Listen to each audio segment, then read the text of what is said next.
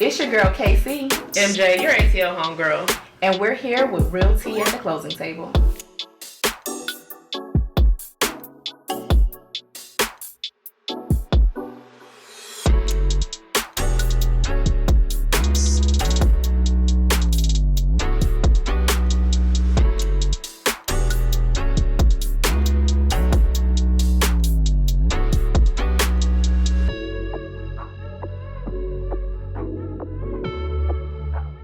Welcome back to Realty at the Closing Table. We're your host, MJ, your ATL homegirl. And your girl, KC. You guys, welcome back. Let's get right into it. So we know that it's the top of January and it is tax season. Yes. You should be preparing to file your taxes within the next couple of weeks. I know the IRS is going to start opening up and accepting tax returns. What does that look like if you want to use your tax refund to purchase a home? So people don't know that you can use money from your tax refund to purchase a home, right? So we want to specifically talk to entrepreneurs. If you are an entrepreneur and you are looking to purchase a home, it's very important that you guys do not write off everything. Yes. We had to learn the hard way, right? So we cannot write off everything. We think we're trying to get this tax break. You guys, please, please, please hire a CPA, because the less you write off, the more money you make. I have clients come to me all the time who are 1099, a business owner, not a W-2. So for people who do not know, 1099 for entrepreneurship is a contractor. Mm-hmm. For 1099, you have W-2, meaning that you file taxes through employment and you receive a paycheck.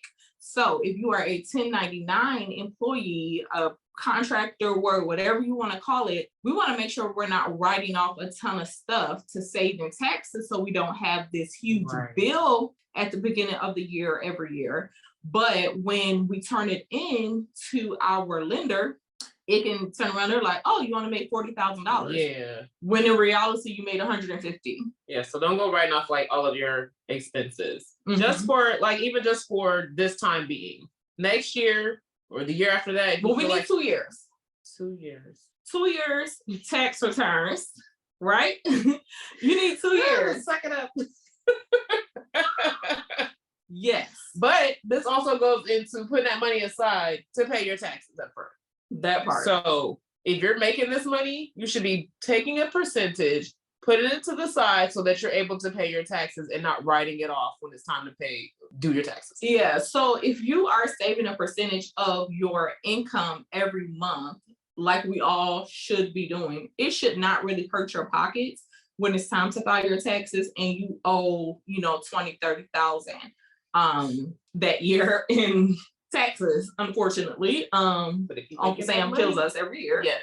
So you should be putting up a portion of that, because your lender is going to need 2 years of your tax returns, and it has to look like you made money. So if you're making $150,000 and you turn it in and you don't roll off everything, and now it looks like you only made $50,000, and you get that pre-approval for $175,000, don't say we didn't warn you. Yeah. Do not say we didn't warn you. So make sure you guys hire a CPA who can direct you in filing your taxes and making sure that you are doing everything that you're supposed to do.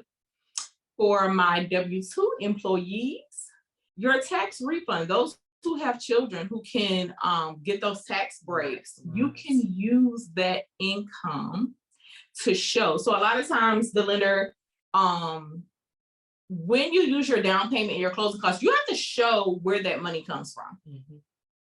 So you always have to show where that money comes from. The IRS, Uncle Sam, they want to make sure that it's not outside money. Y'all know what I mean by outside money? Mattress money. My boyfriend gave it to me. Okay. It doesn't work like that.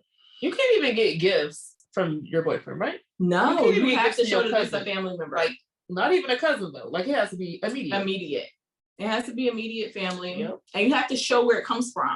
And then depending on that family member, depending on your loan, that family member has to show where it came from, where they got the money from, right?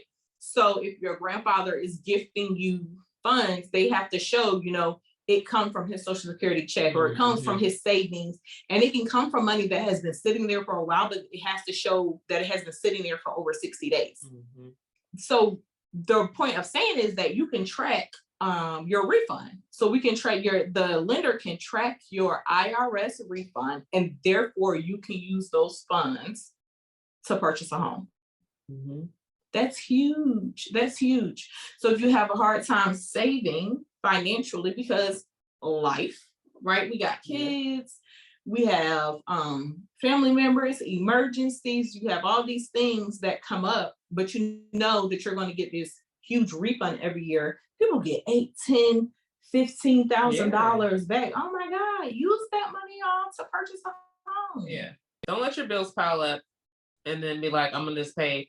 Get out of that headspace. That's not what you want to be doing. You're not going to be able to do that when you become a homeowner, because they will put you on the default list. We're not going to get to that right now. But just change your mindset about how you're going about paying your bills, and you want to keep on top of them.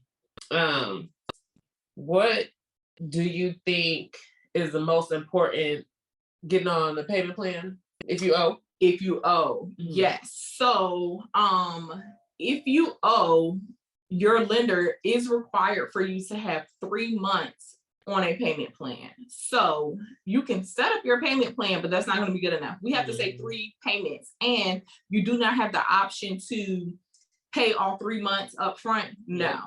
So because they want to see that it's consistent and that you're paying your bill. Right. So if you owe, let's say you file your taxes February 15th and you owe, and then your first payment is March. We have to see a payment March, April, May. Then we can purchase and close in June. So you guys, you have to prepare yourself because these things occur every day. And that will make or break. I've had a deal go all the way almost to the closing table. Now, we were set to close. We had a close date and everything. I'm not blaming my client. I am holding that lender responsible because that could have been avoided. We should have known that. But you guys also, that's about being truthful. You have to be upfront and forthcoming with your finances. There's no point in trying to hide it. It's going to come out. They're going to find everything, like everything. They're going to find it. So we got all the way, we had our closing date, and I'm like, okay, where's the documents? Oh, your buyer hasn't put herself on a payment plan. We don't have a payment plan, and the taxes haven't been filed. That was kind of a lender error, but at the same time, it was a buyer error because they knew that. No, they knew that. So when you get those questions and you have that type of information, just be forthcoming with it. There's no point in trying to hide it. Yeah, it's always, and remember guys, you have to file your taxes. If you do not file your taxes, you cannot purchase a home. Yes.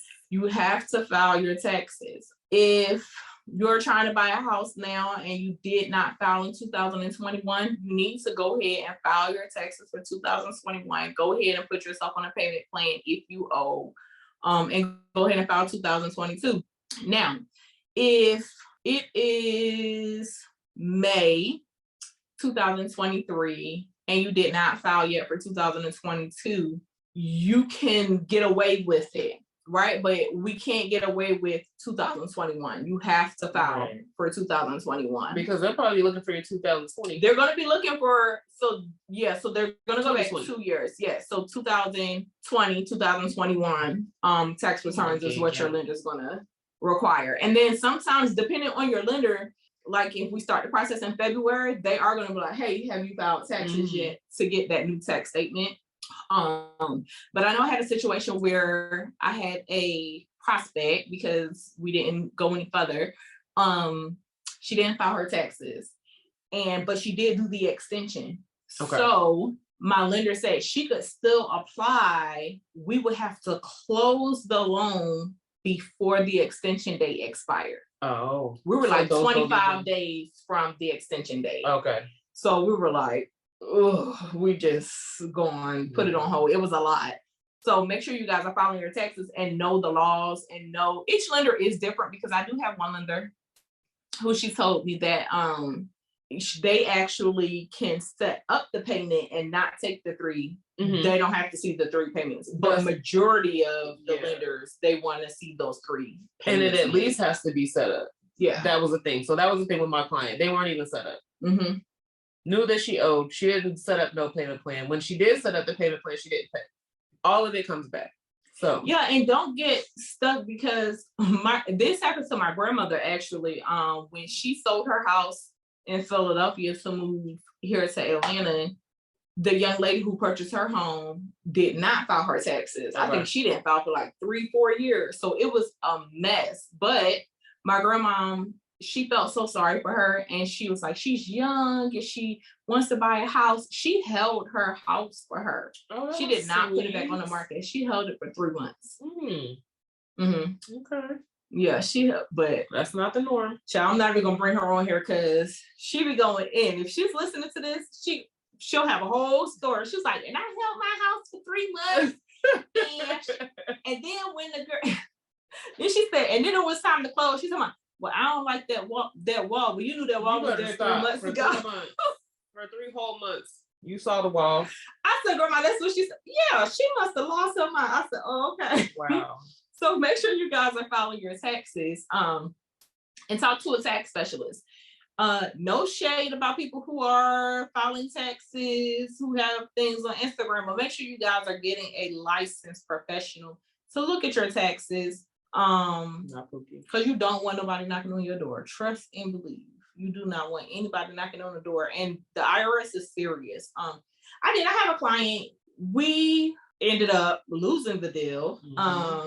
We extended it. Oh my God, I think we extended like 2-3 weeks trying to figure it out, but he didn't lie on his taxes. He lied about his employment. So you guys, with FHA, you have to be employed for 2 years, right? You can have a lapse, but I believe it's like it can't be more than 6 months, and it has to be in the same field. So he did, I think his was like 9 months, but he told us he was working somewhere and he couldn't produce the W-2. But I blame the lender as well, because the lender waited until we literally were waiting for our clear to close the day before closing. It was like, oh, I need this W-2, and he couldn't produce it. That's crazy insane. He couldn't produce the W-2, and he was trying everything. I mean, he apologized. He did so much, and I was like, you guys, we got to be truthful, because it will come out. So make sure you are doing what you need to do. Make sure your employment is in check. Make sure your taxes are in check, and being honest throughout this whole process. Yep. Honesty is key, because you don't want to get to the closing table. Some people move out, right? So it's time for you to move out so you can move into your new place. And now, where are you going to go? What are you going to do? So the seller had moved to Virginia. They moved to Virginia. We're in a hotel, living out the U-Haul, waiting to close. So of course we lost our earnest money. That was the only time I lost my earnest money, and that was completely out of my hands. Lost the earnest money. You know what? I'm not sure what happened to their situation with their lease in their apartment, because they were leasing an apartment and was supposed to come over and purchase their home. It was just, I was like, oh my God. So much going on. It was so much going on. But that, I mean, it pays the lie. He lost $5,000 to a lie. Yeah, that's unfortunate. But we don't lose earnest money. You lose your own earnest money. We won't lose. It's that part. You will lose your earnest money. I'm not going to lose your earnest money for you. You'll lose it for yourself, though. Yeah. Because that's not part of the game at all. Yeah. Like, we are going to try to protect you at all costs. But at the same time, protect yourself. So don't lie. Don't withhold any information, because they're going to comb through it. So you might get past the lender first. When it goes into underwriting, they're going to peel the onion. It's going to be so many different layers. Also, what I also think is important, keep a folder of your files. Anything that you're asked for once, you'll be asked for again, is how I think about it. So put it in a folder, just pull it out. Don't get frustrated with, we need this, we need that. But just keep it organized. Know that's the process. Yeah, that's a big deal. Yeah. No, that's the process. Because I have clients who they're, oh, well, they asked me for that last Right. week. I'm like, just resend it. Yeah. And you have it. Just resend it. You have it. And like Mary said, create the folder on your desktop so it's easy and accessible. It's actually easier, guys, to just send it than to call me and complain. Because I'm gonna tell you to send it to me, like, send it again. Just send it. It's okay. Right. It's Go okay. find that same Okay, email. send it to me. I'll send it for you. I don't know. I'm not. We gotta send it. I'm not. Yeah. You want the house. I want to help you get it. But I can't do the work for you because this is your stuff. And then too, during that process where you're working with the lender, you're working during underwriting, we don't really have much say in that. Like there's not really anything that we're doing there. At this point, you're working very closely with your lender and the underwriting team. So we can't save the deal. Yeah, there's nothing that we can really do as your realtor except for advise. And I'm going to advise that you send that paperwork again. Right. Right. So once we find your perfect home, we hand you off to the lender. Yep. And then I follow up. Yeah. So I'm in constant communication with your lender to make sure that you are turning in your documents, that they are receiving everything that they need, making sure that you are signing things, getting it out the door. But we work as a team, but that is their place, their job. I'm not a lender, so I cannot tell you, oh, they don't need that form. Right. Oh, they don't need your tax transcript. And understand that your story is not someone else's story. Oh, yeah. So you have a cousin who closed last year and they didn't need their tax transcripts. That's good for your cousin, but we're not working with their lender. And yesterday's price is not today's price. Nope. So we are in a market right now where sellers are assisting more on the buyer side. No, yes, we are. Yeah, we are. We are. We are, but these sellers let's not still get- think they got Yeah, a leeway. yeah. They still say it's They're seller's still- market. oh We get my to call the God. shop, but there's more giving. It's not like They're no. making it hard though. Yeah. I've been coming for their heads though. Yeah. I've been coming for their heads. I got a deal right now that's $45,000 under list price under contract, but it was like a 3-day struggle.